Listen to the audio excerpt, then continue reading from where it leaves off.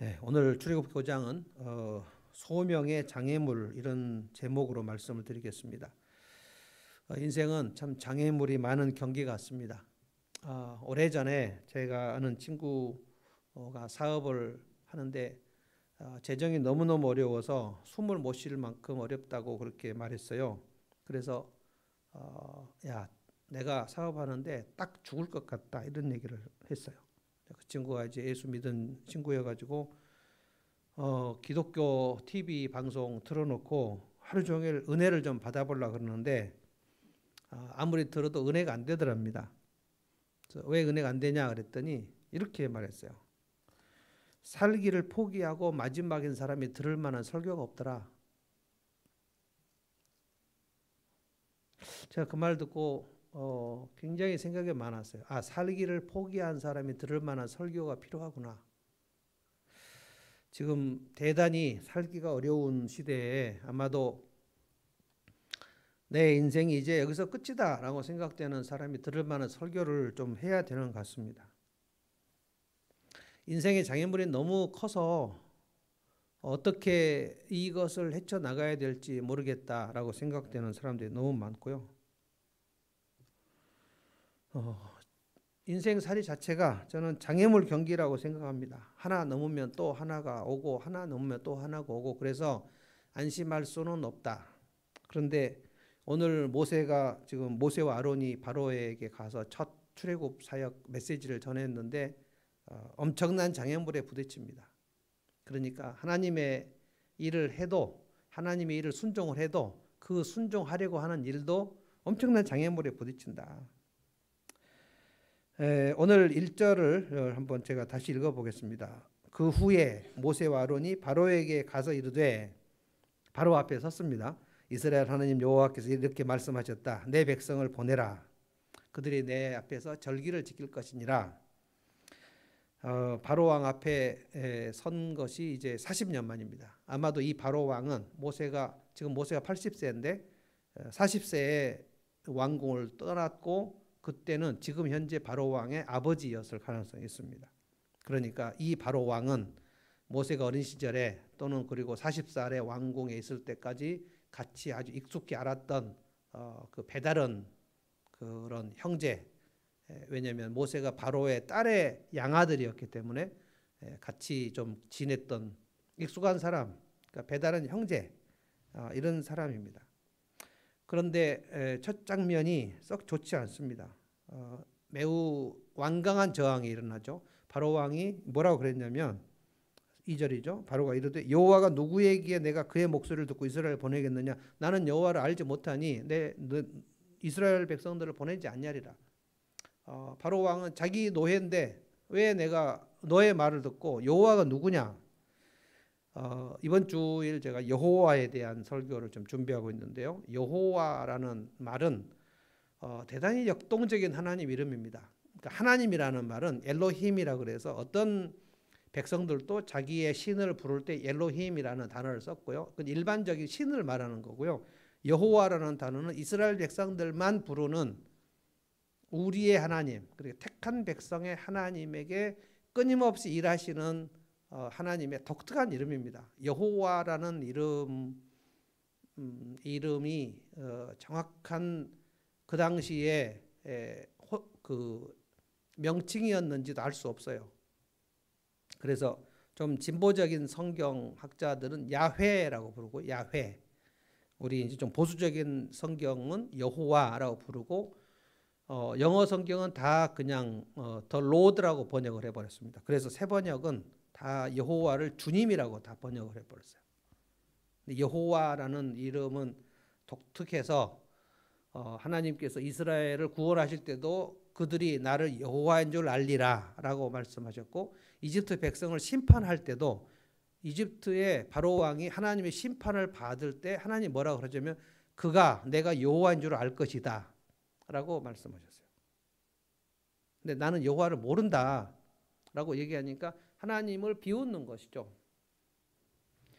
완강하게 저항을 합니다. 그러니까 모세와 아론이 하나님의 말씀에 순종할 때 특별히 이제 아론은 좀 그렇지만 모세는 우리가 그 5번이나 거부했던 거 알지 않습니까? 모세는 태어날 때부터 이스라엘의 출애굽을 위해서 하나님 태어나게 하셨고 바로 왕궁에서 40년간 하나님께서 이집트의 모든 문물을 익히게 하셨고 그리고 40살부터 80세까지 광야에서 목동의 훈련을 시키면서 하나님 내 힘으로는 하나님 일을 할 수 없다는 사실도 깨닫게 하셨고 그리고 떨기나무 가운데서 막 불꽃같이 막 하나님께서 부르셔서 모세를 반드시 내가 너를 쓰겠다.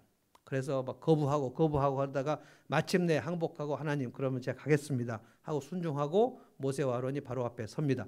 그런데 완강한 저항에 부딪힙니다.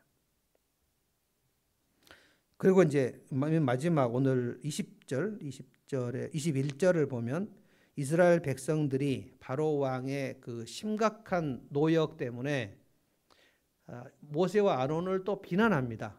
당신들이 괜히 와가지고 우리에게 이 바로의 미운 물건이 되게 해버렸다. 그러니까 모세와 아론에게 있는 장애물은 벌써 두 가지예요. 바로 왕의 완강한 저항에 부딪혔고요. 그 다음에 동족 이스라엘 백성들을 구원하러 갔는데 이스라엘 백성들의 비난을 또 받습니다. 안 풀려요.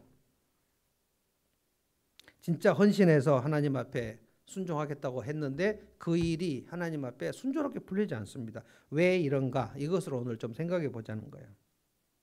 하나님께서 알려주신 그 교훈들을 우리가 오늘 알아야 됩니다. 출애굽기 5장이 이제 바로 왕에게 맞선 첫 사역입니다. 하나님의 메시지, 내 백성을 보내라 라는 메시지를 처음 했고 그리고 엄청난 지금 장애물에 부딪혔고 출애굽 사역이 성공한 기록은 출애굽기 12장. 12장은 그 10번째 재앙, 이집트의 장자들이 모두 죽는 재앙. 그리고 이스라엘 백성들에게는 유월절 어린 양의 피를 문설주에 바르는 그 10번째 재앙. 피를 바르면 재앙이 넘어가는, 그래서 그게 이제 유월절이죠. 출애굽은 12장. 그런데 바로 왕에게 내 백성을 보내라고 첫 번째 말씀을 전했던 것은 5장. 그러면 6장, 7장, 8장, 9장, 10장, 11장. 이 6장이 우여곡절을 겪습니다. 하나님은 항상 당신의 일꾼들에게 이와 같은 방식으로 일을 하시기 때문에 우리가 이것을 잘 기억할 필요가 있어요.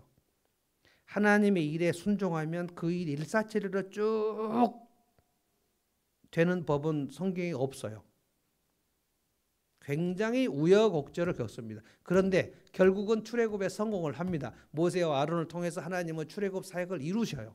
왜냐하면 하나님께서 모세를 부르셔서 내 일을 네가 해라 라고 해서 순종했기 때문에 하나님은 결국 승리하실 거고 하나님의 편에 순종한 사람은 끝까지 순종하면 하나님께 쓰시고 그 일에 성공할 수밖에 없어요. 하나님의 드라마는 최후의 승리입니다. 그런데 이 과정 속에는 어마어마한 장애물이 있다는 거예요.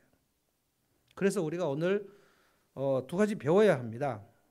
모세와 아론은 자기 인생에서 이렇게 엄청난 역경을 경험해 본 적이 없을 거예요. 이스라엘 백성도 깨달아야 되고 모세와 아론도 깨달아야 되고 오늘 우리도 깨달아야 됩니다. 모든 하나님의 일 소명에는 장애물이 있다. 그 장애물도 한두 가지가 아닙니다. 그리고 장애물이 앞에 놓이면 뛰어넘는다.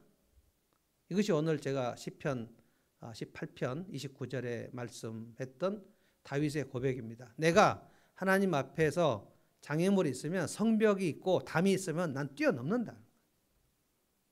장애물은 뛰어넘으라고 있는 겁니다. 모세와 아론도 그렇고요. 여호수아도 그렇고요. 각각 자기가 하나님 앞에 소명을 받고 일할 때는 그 앞에 장애물이 있습니다. 여호수아에게는 여리고 성이 있었고요. 요단강도 있었고요. 그 다음에 다윗에게는 어마어마한 사울의 그 핍박이 있었고요. 도저히 내가 뛰어넘을 수 없을 것 같은 장애물이 그 앞에 놓인다는 거예요. 거기서 하나님께서 믿음을 훈련시킵니다. 이 장애물을 뛰어넘을까? 거기서 주저앉을까? 둘 중에 하나입니다. 그래서 믿음으로 그 장애물을 뛰어넘도록 하시기 위해서 그래야 이제 그 실력이 붙고 믿음의 실력이 장애물을 뛰어넘을 때 하나님께서 이렇게 나를 뛰어넘게 하시는구나. 이것을 깨닫게 하셔야 되기 때문에 장애물이 없는 하나님의 일은 없어요.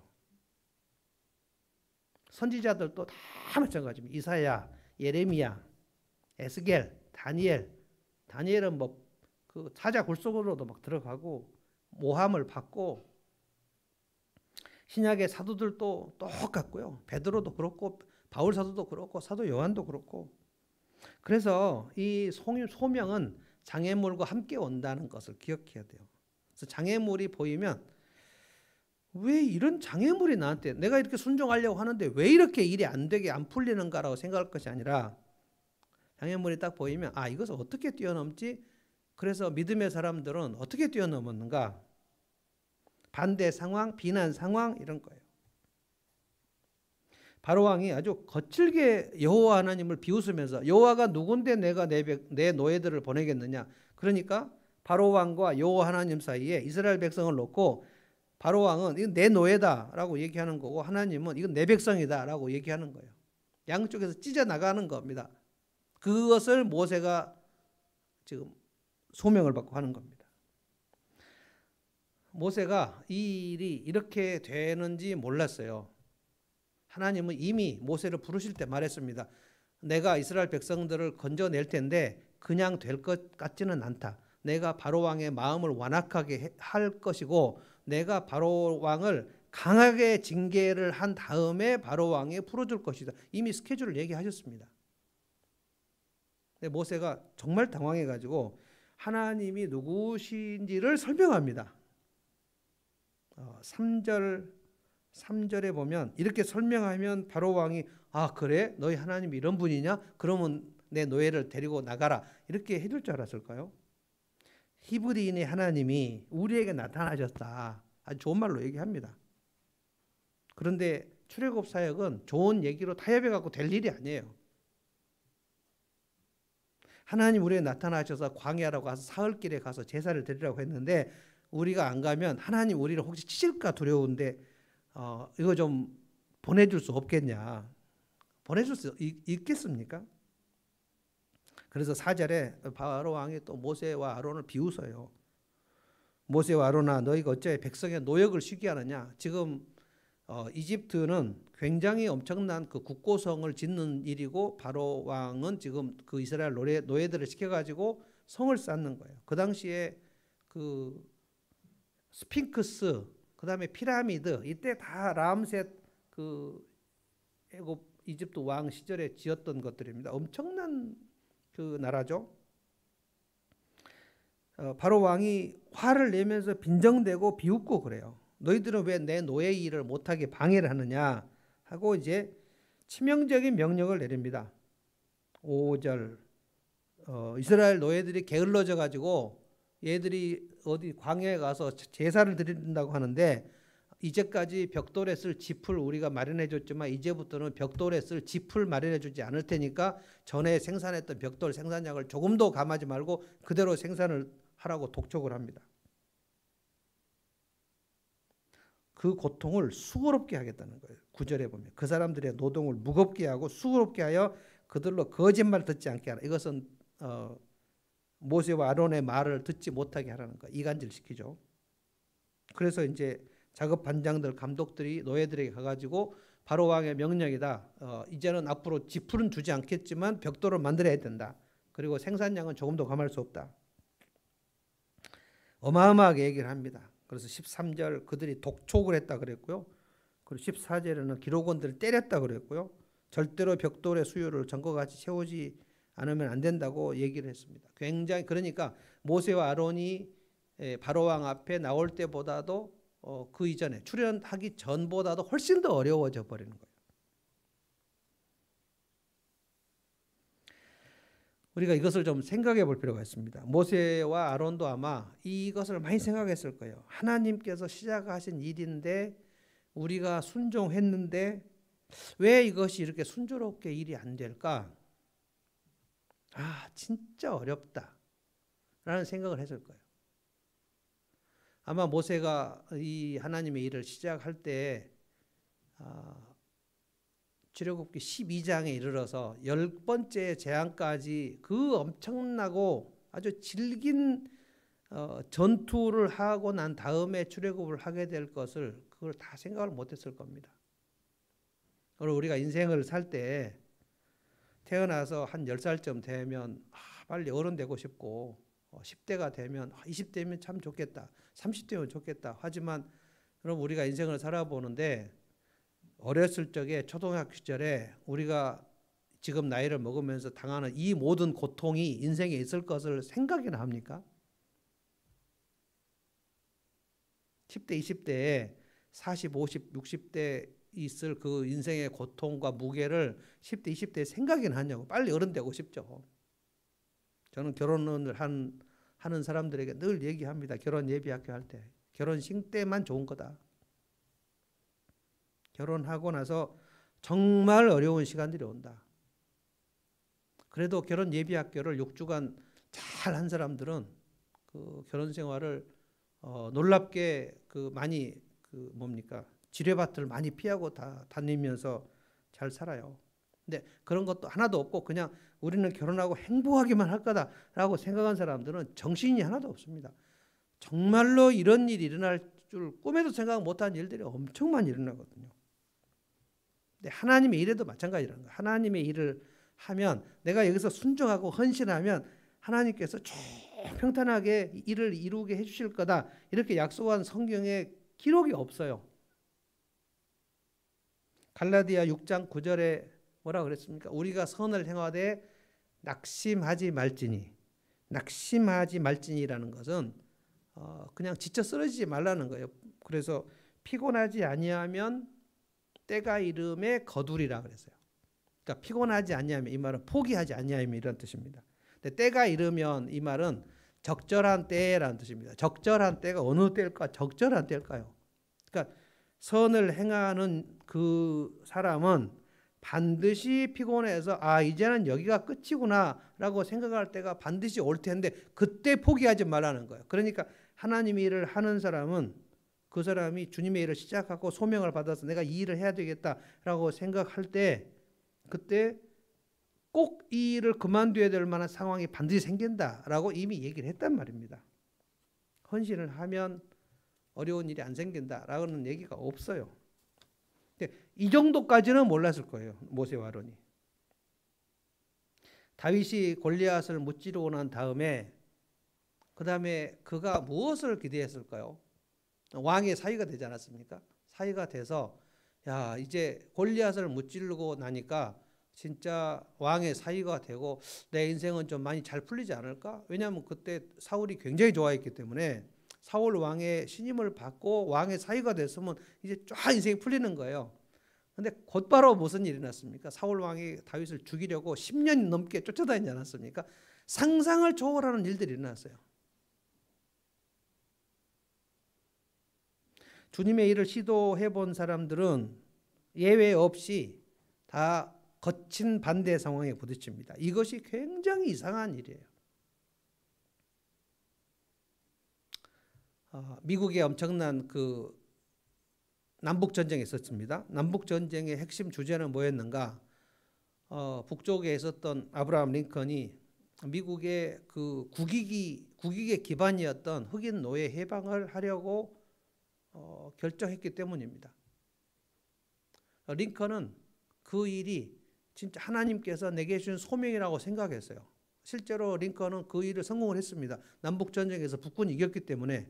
왜냐하면 남군이 이겼으면 노예 해방은 안 되는 겁니다. 왜냐하면 남쪽 지방, 미국의 남쪽 지방은 거의 목화 재배를 했기 때문에 흑인 노예들이 있어야만 자기들이 먹고 살 수 있다고 생각해서 엄청난 부를 흑인 노예들에 가져옵니다. 그런데 링컨이 그걸로 해방시키자고 하니까 강력한 저항에 붙어 남북 전쟁이 일어났어요. 그래서 링컨은 정말 많은 그 비난을 받았습니다. 나중에 심지어 못생겼다는 비난까지 받고 이중적이라고 얘기하고 위선자라고 얘기하고 링컨은 정말 가진 욕을 다 얻어먹었습니다.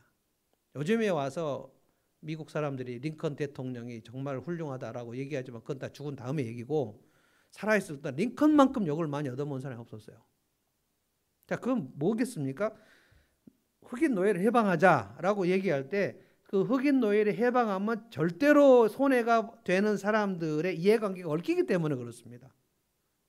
지금 모세의 이 이스라엘 노예 해방의 일은 왜 반대에 부딪힙니까? 이 이스라엘 노예들을 그냥 내보내면 바로 왕은 절대적으로 손해가 오죠. 그것이 공정한가 불공정한가의 문제를 떠나서 바로 왕은 이 내 노예인데 네가 왜 이 내 노예를 네가 가지고 가려고 그러냐? 굉장히 분노하는 거죠. 영국도 마찬가지예요. 영국의 링컨 같은 사람은 윌리엄 윌버포스라는 사람인데 이 사람은 대통령은 못 됐고 영국은 이제 수상제도죠. 국회의원입니다. 영국의 국회의원인데 그가 젊었을 때 20대 초반에 하나님께 소명을 받아요. 내가 영국의 이 죄악, 영국 사람들이 아프리카에서 흑인 노예를 사올 때 정말 짐승 취급하면서 노예를 사가지고 와가지고 노예 무역을 해서 영국의 그 전 GDP의 3분의 2에 해당되는 것이 흑인 노예 무역이었거든요. 그러니까 미국에 링컨이 있었다면 영국에는 윌버포스가 있었어요. 그런데 이 윌리엄 윌버포스가 하는 것이 남북 전쟁이 아니었고 그는 영국의 의회에 노예 무역 폐지 법안을 상정해서 그것이 체결되는 거였어요. 윌리엄 윌버포스가 20대에 그 소명을 받고 일을 해가지고 죽기 얼마 전에 영국에서 대영 제국에서 노예 제도 폐지 법안이 통과됩니다. 평생 걸쳐서요. 근데 윌리엄 윌버포스도 똑같습니다. 링컨하고 똑같이 엄청난 그 비방을 받고 수모를 겪고 위협을 받고 협박을 받고 소명받고 하는 일에는 반드시 장애물이 있다. 그러니까 우리가 내가 주님의 일을 하려고 할 때 엄청난 반대와 저항이 있다는 것을 알고 들어가자는 거예요. 하나님의 일에 순종하면 모든 상황이 다 그렇게 자연스럽게 따라오는 거 아니라는 거예요. 여러분 우리가 누구 한 사람을 영혼 구원을 하려고 해보십시오. 그 사람이 순순히 목장 따라오고 순순히 예수 영접하고 순순히 세례받고 순순히 쫙 믿음이 성장하는 법을 한 번이라도 여러분 보셨나요? 정말로 강력한 저항이 있어요. 마치 바로 왕이 자기 노예를 절대로 내주지 않으려고 발악을 하는 것처럼 그 영혼을 구원하려면 그 영혼을 노예로 삼고 있는 마귀의 세력이 절대로 놓아주지 않으려고 발버둥을 칩니다. 그래서 우리는 기도를 하는 겁니다. 기도를 하지 않으면 절대 한 사람도 전도를 못합니다. 내가 나가서 커피를 100날 사줘도 영적인 전쟁에서 기도가 있지 아니하면 그 기도는 뭐냐면 내가 선을 행하되 포기하지 않으려는 그 강력한 끈기를 내가 키우는 것이죠. 그래서 교회가 기도가 식어지면 절대로 영혼군이 안 일어납니다. 목장에서 기도가 식어지면 근데 우리가 이제 코로나가 그래서 문제인 거예요. 함께 모여서 함께 기도를 하고 합심 기도를 하고 막 해야 되는데 그게 이제 안 되는 모이지도 못하고 뭐 줌으로 기도회를 해도 영 그게 잘 쉽게 되지 않아요. 오늘도 제가 저 친구 목사님하고 2시간 동안 코로나 시대에 목회를 얘기했는데 정말 그 교회도 정말 어렵고 우리도 정말 어렵고 전 정말 온라인 설교가 싫습니다. 근데 이렇게라도 안 하면 안 되기 때문에 하는 거예요. 누가 이 온라인 설교가 좋겠습니까? 한 영혼을 구원하려면 정말로 많은 저항이 있습니다. 그 영혼이 주님 앞에 오는 일도 엄청나게 저항이 있어요. 그래서 그 초신자는 정말 나도 모르게 왜 이렇게 예배가 싫어지지? 왜 이렇게 성경 공부하기가 싫지? 왜 이렇게 기도 모임이 싫지? 왜 이렇게 예배는 그렇게 길지? 이제 그만해야 되겠다. 주저앉고 싶어요. 우리가 세상에서 정직하게 살려고 해도 얼마나 많은 저항이 있는지 몰라요. 특별히 우리나라는 아직도 정의, 공의, 그래서 진실을 밝히고 이렇게 하면 아직도 왕따가 되는 분위기가 있습니다. 지금도. 이 바로왕의 반대가 엄청나게 심했다는 사실. 그러니까 모세와 아론이 가서 내 백성을 보내라 라고 했기 때문에 바로왕은 이스라엘 노예들에게 이제는 짚을 주지 않을 테니까 너희가 벽돌 생산약을 그대로 맞춰라고 얘기해서 굉장히 혹독하게 해버립니다. 그래서 예수님께서 너희가 내 이름으로 세상에서 미움이나 핍박을 받거든 너희는 기뻐하라. 하늘에서 상이 크다.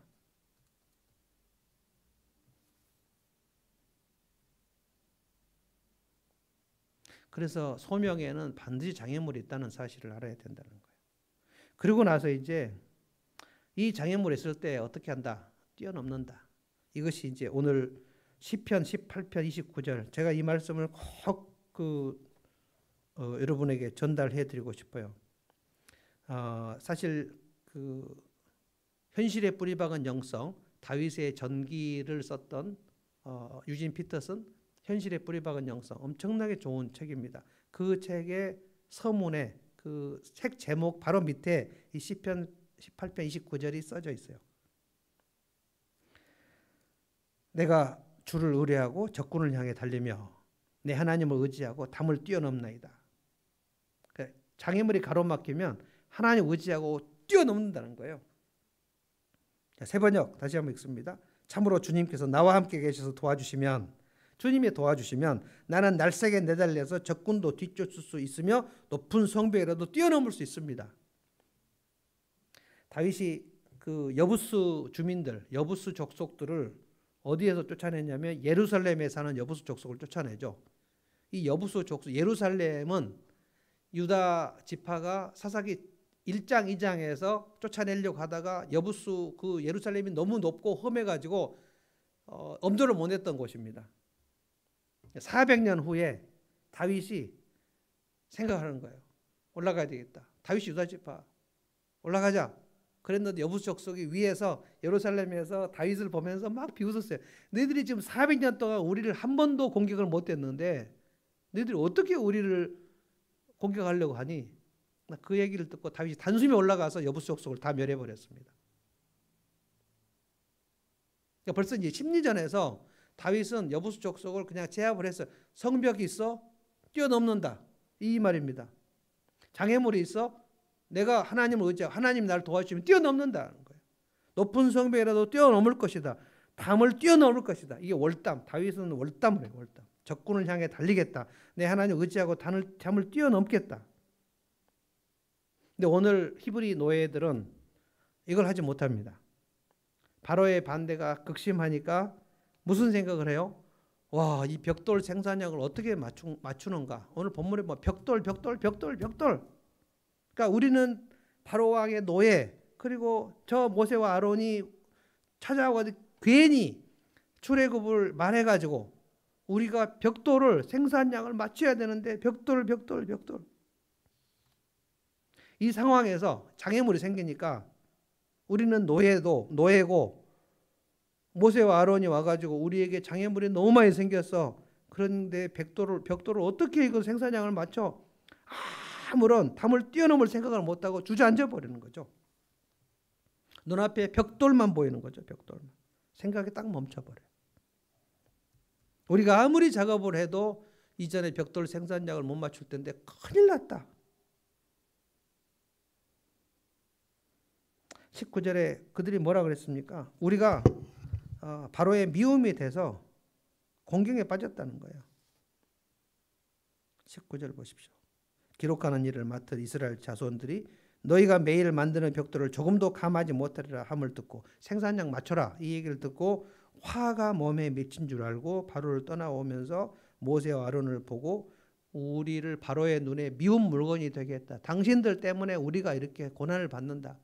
그러니까 모세가 뭐하러 왔습니까? 이스라엘 노예들을 출애굽시키러 왔잖아요. 근데 바로의 심각한 그 탄압을 받으니까 바로에게 가서 어필하는 게 아니라 모세와 아론을 향하여 뭐라 그랬습니까?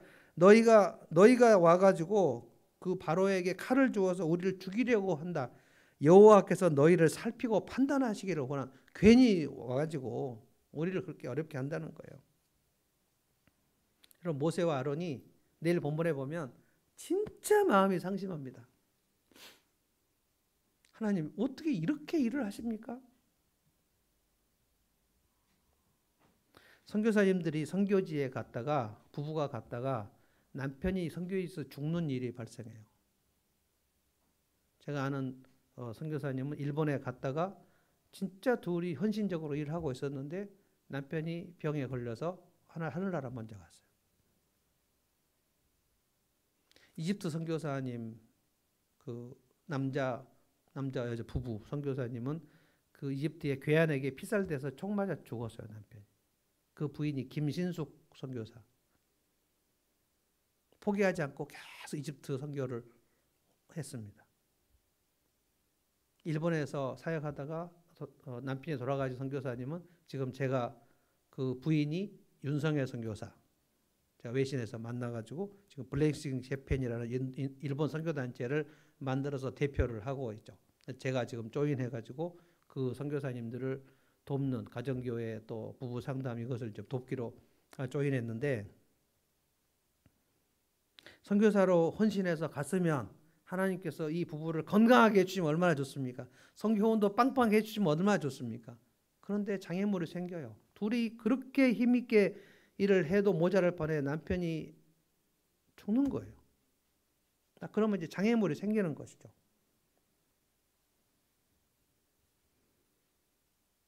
그때 참으로 충격적인 거예요. 왜 내가 여기까지 헌신했는데 일이 이렇게 될까? 근데 여러분 성경을 쭉 찾아보면 주님의 일에 헌신을 하면 장애물이 없다라고 말한 기록이 없어요.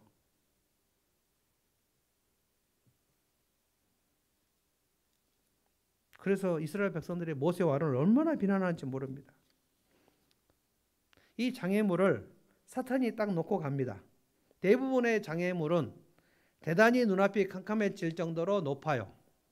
아, 나는 여기서 이제 끝이구나. 저 장애물을 뛰어넘을 수가 없어. 그리고 올림픽 장애물 그 장대 높이 뛰기를 보면 그 선수들의 키보다 막 4-5배가 높아요. 4-5m 돼요. 장대 높이 뛰기.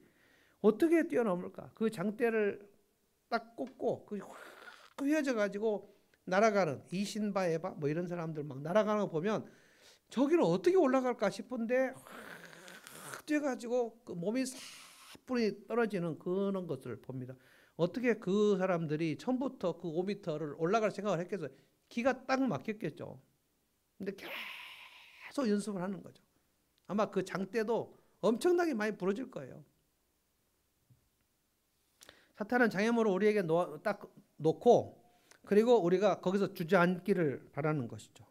우리는 대부분 마음이 많이 위축됩니다. 지금 우리의 장애물은 코로나입니다. 코로나 시대에 우리는 엄청난 장애물이 있어요. 마치 이제 여기서 끝이 아닌가? 사업을 하든지 목회를 하든지 뭐 목양을 하든지 우리는 다 장애물이 지금 있어요. 한두 개가 아닙니다. 장애물이 하나면 그냥 훌쩍 뛰어넘으면 좋겠어요. 근데 계속 장애물입니다. 인생은 장애물 경기예요. 어떤 사람은 돈이 없어요. 어떤 사람은 막 자식 때문에, 어떤 사람은 돈 때문에, 어떤 사람은 건강 때문에 이 모든 장애물, 내 인생에 뭐가 막 와요. 장애물들이 와요. 근데 하나님께서 얼른 장애물을 치워주시지 않습니다. 싹 치워주시면 얼마나 좋겠어요. 근데 장애물을 얼른 다 치워주시는 법이 없어요. 왜냐하면 믿음을 키워야 되기 때문에 장애물을 뛰어넘으라는 거예요. 그 담을 뛰어넘나이다. 만약에 하나님께서 장애물을 치워주시려고 한다면 하나님께서 다윗을 쓰시려고 할 때 사울이 금방 딱 죽었어야 되겠죠. 그리고 바로 사울이 회개하고 그래 네가 내 왕위를 이어받아라. 이런 법이 없어요. 10년이 넘게 사울이 쫓아다닙니다. 그러면서 다윗이 계속 고백한 게 시편입니다. 그래서 믿음이 엄청나게 견고해집니다. 많은 그 구약 신학자들이 왜 솔로몬은 마지막에 확 넘어졌고 다윗은 끝까지 넘어졌다가도 일어나고 넘어졌다 일어나고 말년이 정말 튼튼한가? 다윗은 젊었을 때 그렇게 많은 연단을 받았다는 거예요. 그 많은 장애물을 넘고 또 넘고 뛰어넘고 그래서 오죽 지금 오늘 이 본문을 제가 읽었지 않습니까? 시편 18편 29절 성벽이 있으면 주님의 도우심을 받아 난 뛰어넘겠다는 거예요. 이게 승전가입니다. 승전가. 다윗이 모든 대적들을 물리친 다음에 전 백성들을 놓고 불렀던 찬송이 지금 시편 18편이거든요. 하나님께서 나를 도우셔서 내게 모든 장애물을 쓸 때마다 뛰어넘게 하셨다. 뛰어넘게 하셨다. 뛰어넘게 하셨다. 하나님께서 이 시간에 이스라엘 노예들에게 정말 바라시는 것이 뭐였을까요? 모세와 아론이 와가지고 바로에게 와서 내 백성을 보내라. 그랬을 때 바로 왕이 강력하게 그들을 탄압하고 혹독하게 했을 때 모세와 아론과 이스라엘 백성들이 똘똘 뭉쳐갖고 자 이제 여기서 우리가 한번 이 장애물을 함께 뛰어넘어 보자. 기도하자. 우리는 할 수 없지만 하나님 하실 줄 믿습니다. 이런 기도회를 한번 했으면 얼마나 멋있었을까. 모세와 아론을 향해서 당신들 때문에 우리가 이렇게 어려움을 겪었다고 막 비난하죠. 그래서 믿음의 근육을 키우는 게 엄청 중요합니다. 모세와 아론은 내일 본문 보면 하나님 왜 이 백성들을 이렇게 학대를 당하게 놔두십니까? 그러지만 모세와 아론이 꺾이지 않아요. 여러분 오늘 5장 말씀을 묵상했고요. 6장, 7장, 8장, 9장, 10장, 11장 읽어보시죠. 정말 우여곡절을 겪는데 결과적으로는 모세와 아론이 이스라엘 백성을 데리고 나갑니다. 하나님이 승리하시죠. 하나님은 최후의 승리자시기 때문에 반드시 승리하시는데 그 시간에 절대로 안 될 것 같죠. 물론 모세와 아론의 힘으로는 절대로 못합니다. 바로 왕의 이 군사력과 이 이집트의 이 나라의 국력 앞에 바로 모세와 아론 두 사람이 무슨 힘으로 합니까? 그런데 항상 우리는 뭘 기억해야 돼? 모세와 아론 뒤에는 천지를 만드신 하나님께서 함께 하셨다. 뛰어넘을 수 있었어요. 다윗도 뛰어넘었고요. 여호와여 내가 주를 의지하고 적군들 앞으로 뛰어가며 내가 하나님을 의지하고 담을 뛰어넘으며 그래서 믿음의 근육 여러분 키우시라는 거예요. 내 앞에 장애물이 있을 때는 주님 제가 뛰어넘겠습니다. 그리고 뛰어넘으면 뛰어넘을 수 있어요. 왜냐하면 하나님이 들어 올려주세요. 내 힘으로는 안 돼요.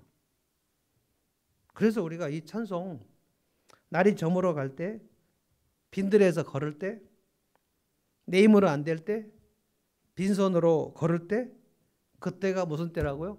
그때가 하나님의 때. 그러니까 내가 잘 안 될 때 그때가 내 믿음이 자랄 때고요. 내가 이 믿음이 자라서 이 장애물을 뛰어넘을 때요. 주님 나를 도와주십시오. 그래서 다윗은 내 원수가 1000만이 내 앞에 있는데 나는 두려워하지 않겠다. 골리앗 뛰어넘었고 사울 뛰어넘었고 아들이 반역을 했을 때 또 뛰어넘었고 우리 눈앞에 장애물이 있습니다. 엄청 많이 있습니다. 앞으로도 여러분 인생에 장애물이 계속 있을 겁니다. 그럴 때마다 어떻게 한다고요? 뛰어넘는다. 장애물은 꼭 있다. 그런데 장애물 앞에 주저앉을 것인가 뛰어넘을 것인가는 믿음에서 결정됩니다. 믿음으로 넘으면 넘을 수 있어요. 왜냐하면 하나님께서 도와주세요. 주님 저는 뛰어넘을 수 없을 것 같습니다. 여기서 딱 죽을 것 같습니다. 그런데 다윗도 넘었고 모세와 아론도 넘었고 여호수아도 넘었고 하나님의 사람들은 다 넘었다고 합니다. 그 하나님이 나의 하나님은 나도 뛰어넘게 해주십시오. 확 뛰어넘으면 그 장애물 아무것도 아니에요. 다 뛰어넘을 수 있었어요. 결국은 하나님께 승리하신다. 아멘. 본당에 앉은 사람들도 아멘도 안 하고 뭐 그렇게 그냥 시간에 제가 내일 김소희 자매 아버지 김병수님 그분이 67세인데요. 작년 10월에 대장 수술을 하셨는데 이제 장 복원 수술 이것이 예사롭지 않은 것은 2016년에 차은율 사모도 이 대장 수술을 하고 6개월간 인공항문 차고 있다가 장 복원 수술을 하고 그리고 퇴원 전날 다시 장이 또 터져가지고 한 달 동안 또 입원하고 했던 그런 시간들이 우리 부부에게 있었기 때문에 이 장 복원 수술이라는 얘기를 들을 때 그냥 쩌릿쩌릿합니다. 장 복원 수술. 그런데 이제 그 병원에서 말하기를 장의 속에 협착이 너무 많아가지고 성공률은 그렇게 높지 않다. 그런데 환자가 원하니 한다. 이렇게 얘기를 했다고 합니다. 그래서 우리가 한번 기도하면 좋을 것 같다라고 생각해서 이 기도문을 오늘 우리가 함께 기도하고요. 내일 수술인데 내일 하루 종일 어떤 시간을 내서든지 이 기도를 한번 하면 좋겠습니다. 제가 한번 쭉 기도를 드리겠습니다. 내가 여호와를 기다리고 기다렸더니 귀를 기울이사 나의 부르짖음을 들으셨도다. 하나님이여 사슴이 시냇물을 찾기에 갈급한 같이 내 영혼이 주를 찾기에 갈급하나이다. 내 영혼아 어찌해 낭망하며 어찌해 내 속에서 불안하여 하는고 너는 하나님을 바라라. 나는 내 얼굴을 도우시는 내 하나님을 오히려 찬송하리로다. 여호와의 말씀에 내 생각은 너희 생각과 다르며 내 길은 너희 길과 다르느니라. 하나님은 우리의 피난처시라. 내가 두려워하는 날에는 주를 의지하리이다. 우리 다 같이 이 기도를 한번 하겠습니다. 하나님부터 시작해서 예수의 이름으로 간절히 기도합나이다. 아멘. 같이 우리 컴퓨터 앞에 있는 성도님들도 제가 그 단톡방에 이 기도문 올려드렸거든요. 함께 한 목소리로 기도하겠습니다. 하나님, 수술하는 환자 김병수님을 위하여 하늘문교회 전 성도가 엎드려 기도합니다.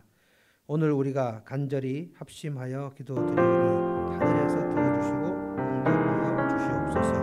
다 같이 기도하겠습니다. 4월 15일 수술하는 하루 종일 장보건 수술 현장에 우리 주님 임재하여 주옵소서.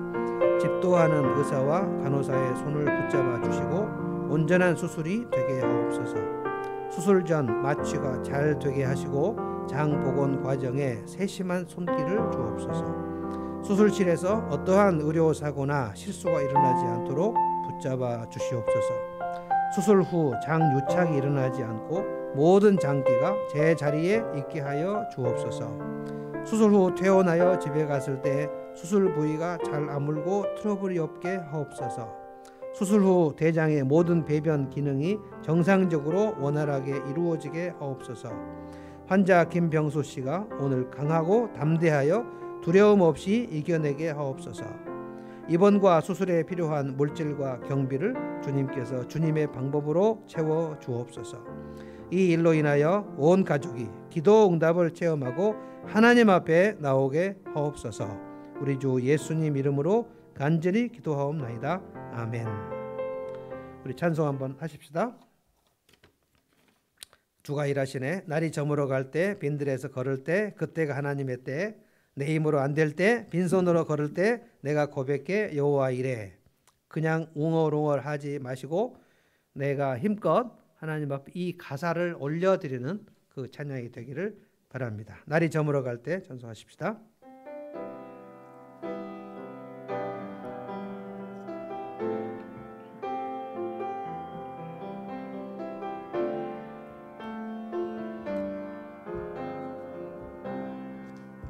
아멘. 날이 저물어 갈 때, 빈손으로 걸을 때, 그때가 하나님의 때. 내 힘으로 안 될 때, 빈손으로 걸을 때, 내가 고백해 여호와 이래. 주가 일하시네. 주가 일하시네. 주가 일하시네. 주께 아끼지 않는 자에게 주가 일하시네. 주가 일하시네. 신뢰하며 걷는 자에게 우리 모인 이곳에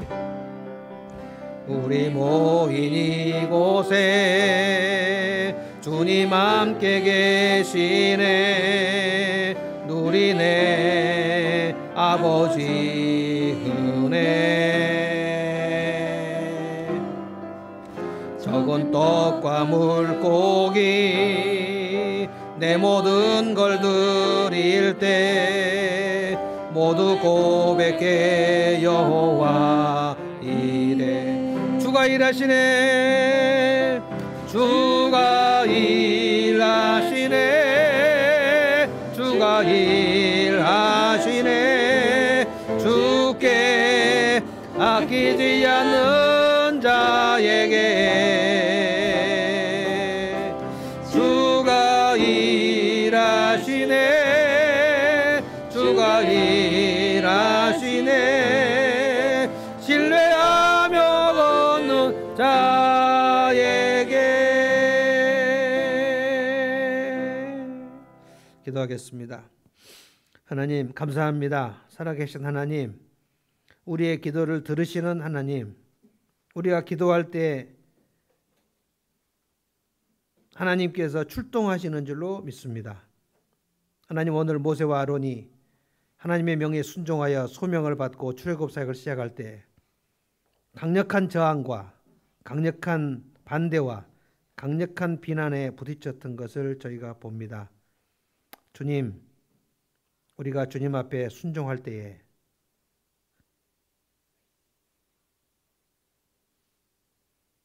우리가 주님 앞에 헌신할 때에 어떠한 장애물도 없이 평탄한 길로 꽃길로 간다고 주님이 약속한 적이 없는 것을 제가 기억하기를 원합니다. 주님, 지금은 코로나 시대, 바이러스가 창궐하는 시대, 하루에도 수백 명이 확진자가 걸리는 시대, 그래서 모두가 주저하고 망설이고 만남도 모임도 못하는 정상적인 일상생활을 하지 못한 지 1년이 넘은 시대, 그래서 왜 이렇게 답답한지, 왜 이렇게 우울한지 모르는 채 100만 명이나 넘는 우울증 환자가 발생하는 이 시대, 이것은 참으로 장애물이 아닐 수 없습니다.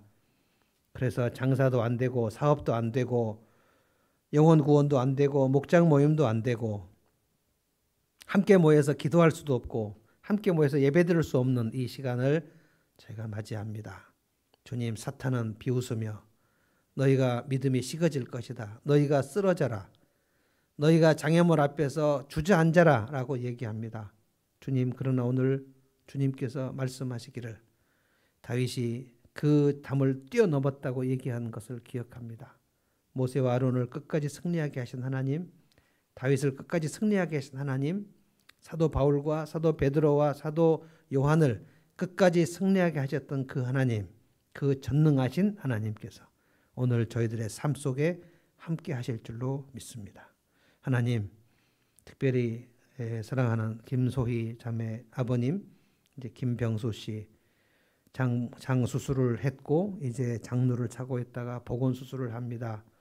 하나님, 내일 4월 15일 하루 동안 수술을 받을 때 그 수술 현장에 주님 함께 들어가시고 의사의 손길과 간호사의 손길을 조금도 차고 없게 하여 주시고 모든 환경을 주님이 조성하여 주시고 그 몸에 엉겨버린 창자들, 장기들 다 제자리로 돌아갈 수 있도록 질서가 있는 그 몸을 상태를 주께서 만들어 주시기를 기도합니다.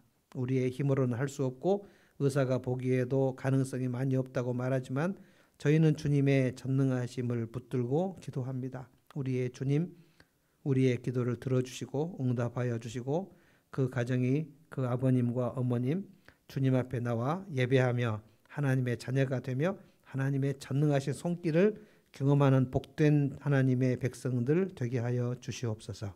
그들을 주께서 기억해 주시고 기도를 응답해 주시고 우리의 기도를 응답하신 하나님을 우리 모두 찬양하는 그런 시간 되도록 도와주시옵소서. 예수님의 이름으로 기도하옵나이다. 아멘.